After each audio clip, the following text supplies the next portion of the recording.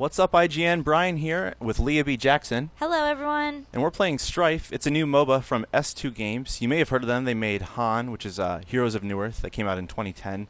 A pretty popular MOBA before League and Dota really exploded Before and took the the whole market free-to-play over. craze came over. Exactly. Heroes of Newerth had its day in the sun, but now we're ready to play some Strife. And so it's in closed beta. It's kind of hard to find a full game, so we're just going to fill it with bots for now. What we want to do is we want to show you why this game is a little bit easier to get into than Dota or League. That's kind of the point of this game. It's what S2 is pushing. Is like, hey, MOBAs are hard. Let's help someone who's new get into them and not feel like they're just getting destroyed all the time. So right off the bat, there's kind of a more limited hero pool than what you might be used to in the other games. Right. Yep. S2 has said they might add a few, but they want to keep it pretty small because, like, if you play Dota, there are 110 heroes and they can all kill you in different ways. Right. You need to know, hey, well, what are they going to do to me? If there's only 20 of them, that's much simpler. And there's less to learn. You can get, more experience with them faster, that kind of thing. Right.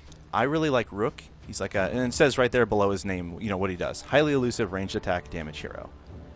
It's kind of a nice way to kind of break down their roles and tell you a little bit more about what they're going to be doing. And each character is very colorful. Yeah, it's very, sort of cartoon. It's having fun. Yes, definitely. I like that. So I'm going to go with this Rook guy. Rook. And here you go. Pets. So I love this feature about Strife. Every character can select a pet to, come along with them in battle. Right. I only have one right now. It's Razor. It's a cat thing. It can turn you invisible. You see the skills over on the right side there. It can give you lifesteal once you level it up and feed it. But yeah, it's sort of a way to... Basically, it's like extra stats, but they turned it into a pet, which is a little more fun, and you kind of have it following you, and you can upgrade it. And it's another fun thing to do outside of the game, too, because right. You level them up outside of the actual, 5v5 combat. Mm-hmm. So it's fun. So I picked Razor. Oh, and by the way, you get to pick one of those right when you start the game. One of three pets? pets? One of three pets, and then you can unlock the others. All right. So here we are. We made it. We're here. So tell me a little bit about the map in Strife. So the map looks a lot like most other MOBA maps, if you're familiar with them. We got these 3 lanes here, 2 towers on each, pretty standard. Enemy's base, whoever destroys that first wins. The difference is the map in this game is much smaller. It doesn't take as much time to travel between lanes, which is nice because you're not missing experience, you're not missing gold. And also if you die, you can get back to your lane very quickly. It's not a real big burden for you. And there are also other special features on the map, too. It's got a jungle, neutral creep spawns. Right, yep.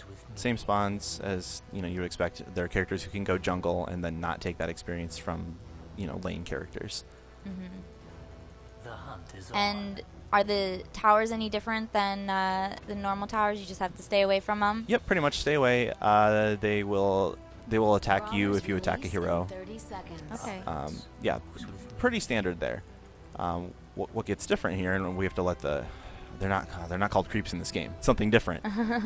Once the minions spawn, I'll show you what changes they made to the gold, which is actually maybe one of the biggest ones in this game. And there, behind Brian's character, you can see his pet, his little Razor pet, and if you hover over any of the other characters on your team, they each have a pet as well. Yep. Seems like Razor. Razor's pretty popular. Well, there's a weird one. Yeah, there's a bunch of different pets, and so the pet ability is F on his hotkey bar, and the pet's abilities take a really long time. Yeah, this one has a 3-minute cooldown. See, it spawns a decoy and shrouds you, makes you invisible. So they're very powerful, very useful. You just have to be careful when you hit that button. Mm-hmm. I missed the creep block. So at this point, I'm laning alone. See, I'm playing with bots, so I can't really tell people where to go. I'm laning alone, but I'm probably going to lose this, actually. Well, there we go. So last hitting. Yeah. Super important in MOBAs. You want the last little chip of health there, which I'm not doing so poorly on. Basically, if you lane with someone in like Dota and you get the last hit, only you get that gold. But in Strife, everyone in the lane shares the gold with you. Or if you're soloing, it's shared globally with your team. So even supports who probably aren't getting the last hits, or people like me who are doing terribly aren't getting last hits, you still get gold.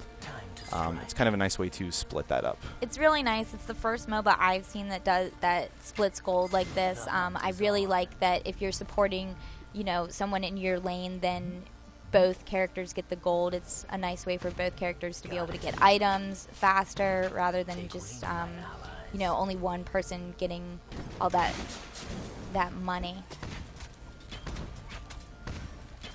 Early kill. Sorry, I couldn't help it. Yeah, so right now I'm getting gold for my team. The supports can buy support items and not have to worry so much about, how am I going to get gold? How am I going to stay useful throughout the game? Another thing that Strife has is brush. So if Brian wants to hide in the bushes, right. Before another enemy character comes back, he can do so and turns invisible, just like in League of Legends. Yeah, that's kind of nice. You can hang out and...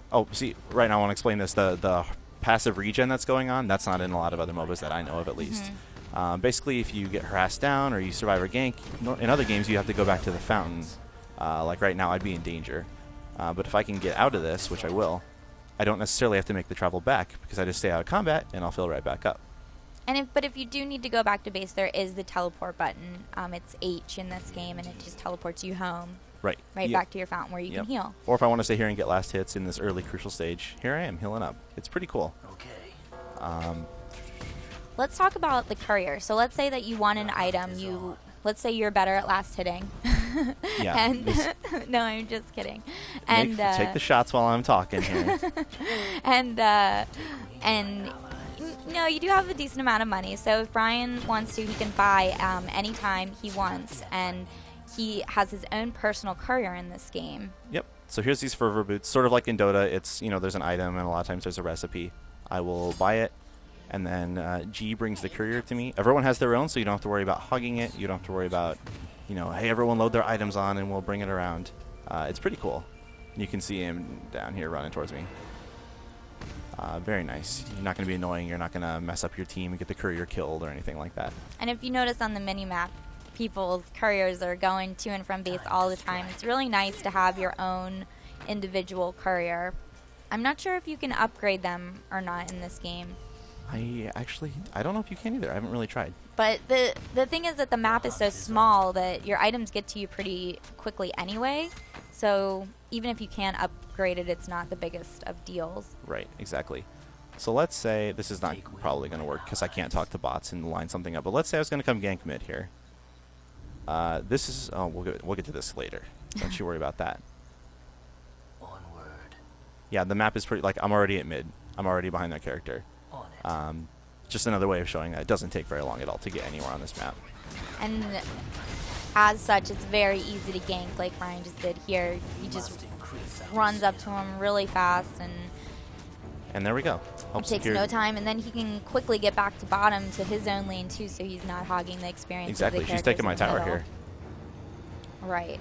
So let's talk about that big monster in the middle, though. Yeah. So I wish the bots would come attack this. They do later on. So in League, there's Nasher. There's Baron Nashor, and then there's also the Dragon in League of Legends. And then in Dota, it's Roshan. Mm-hmm. Yeah, go for it. Well, in this game, there's just two strong monsters, and one on each side of mid. And if you kill the one that Brian was just standing in front of, then you'll get this big, kind of Roshan-looking monster to come help you push down a single lane, and you can select which lane you want help for. Right, and the cool thing about that is, so let's say in Dota you get this item and it brings you back to life if you die. That's like the power up from it. You still don't have to push the game forward at that point. You can still sit back if you want. In this game, it's like, okay, you get this, and we're going to immediately make the game faster. We're going to push this game, and that's why the games are shorter too. About how long does each game last, would you say? I played a few, and with bots, this could take whatever, but with real people, 25 minutes seems to be pretty common. Maybe again, a little shorter. Really nice, because games of League and Dota can take upwards to 45 to 60 minutes for a game. I mean, there's the rare games that are over in 25 minutes, but that's not the norm. So it's kind of nice if you just want to pick up and play something a little bit more casual. Strife is really aiming to please there. Sorry, I was Oh, going and for the she's gonna kill get there. away. I know. She's got that passive regen too if she stands still. Oh no. So I'm not doing very good at buying things. So let's say that you want to get a little bit more map awareness. What can you do to help that? Well, let me show you. So in like League or Dota, you have to buy wards as a support, and that kind of sucks. Sorry, I'm running around here. You have to buy supports or wards, and that kind of sucks because you have to spend your money and you're not making a lot. In this, there are these little stations. I don't know how many of them here. That's not one. Yeah, there are 4 on the map, and all you do is walk up to it and you control it, and then you can come contest it as the other team, of course. They kind of are like Xel'Naga towers from StarCraft 2, if you're familiar with that. They just give vision in an area around it for a certain amount of time, and whoever is the last person to touch it is the team that gets the vision in that area. Right. So, between supports sharing gold from last hits and between not having to buy wards with money just by going to those towers, it's a lot easier to play that role. You can focus more on helping your team secure kills rather than just like maintenance. I'm just gonna try and push down this tower now. I might just go help my team. One of the last and really interesting things about the game is when you're pushing a lane at the end with the generators. Right. Yeah, that's interesting. So basically, if you take down, say these, I push up and I take out this tower and I take out this tower. Well, their base has these guns on it that it shoots out at different directions, and if you take out a lane of towers, that turret will no longer shoot you. Mm-hmm. So it's kind of useful to go around and take these out, whereas in like Dota, you can just take one lane and slip right onto their base and have no problem. Yeah.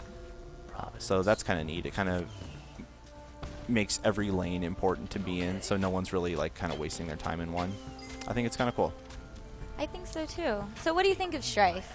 I really like this game. I want to play more. It's in closed beta. It's hard to find a full game right now, but once they tune things and open it up more, it shouldn't be too difficult. I definitely like this. I'd like to see the people who get really good at it. What is there still for them? Like, is there still the upper ceiling for them? But that we'll just have to see in time. All right, cool. Well, thanks for the rundown. No problem. Thanks for helping. For more on Strife, MOBAs, games in general, keep it right here on IGN.com.